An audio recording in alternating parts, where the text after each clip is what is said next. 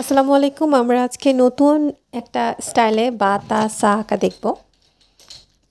প্রথমে আমরা নকটা কেটে নিব আগের বায়ের মতোই। আমরা জানি বায়ের হচ্ছে মাথাটা থাকবে 1.5 নক্তা পরিমাণ এবং সাইডে 1 নক্তা। তো আমরা 1 নক্তা পরিমাণ কেটে নিব এবং বডিটা থাকবে 6 নক্তা।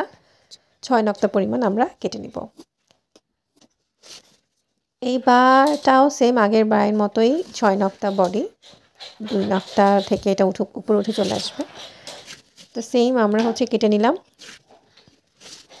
তো আগে যেরকম আমরা বায়ের মাথাটা এঁকেছি, পরে বডিটা দিয়েছি, এখানে হচ্ছে প্রথমে আমরা বায়ের বডিটা এঁকে নিব।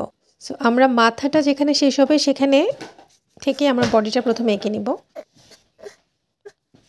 সেম বডিটা হচ্ছে 4 নক্তা বরাবর এসে নিচে দাগের মধ্যে লেগে 2 নক্তা পর একটু উপরে উঠে যাবে।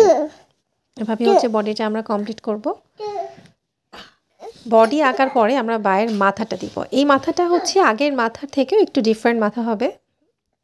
নিচে একটু উপরে উঠে, একটু বডিটা উপরে উঠে মাথাটা একটু খেয়াল করে দেখবেন, আদারওয়াইজ কিন্তু এটা একটু ডিফিকাল্ট আছে। এভাবে আমার মাথাটা টেনে নিয়ে আসবো। তো এইটা হচ্ছে এইটা স্টাইলে আমরা বা তা সা সব কিছুই আঁকতে পারবো। ওকে, একটু ঝাপসা হয়ে গেছে সাইডটাতে এসে। আমরা এখন কলম দিয়ে একটু আউটলাইনটা ডার্ক করে নিব যেন আরও ক্লিয়ার মাথাটা বোঝা যায়।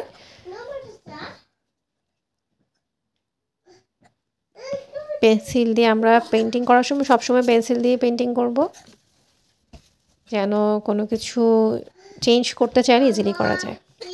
সো আমি একটু কলম দিয়ে এটা আউটলাইন করে নিলাম।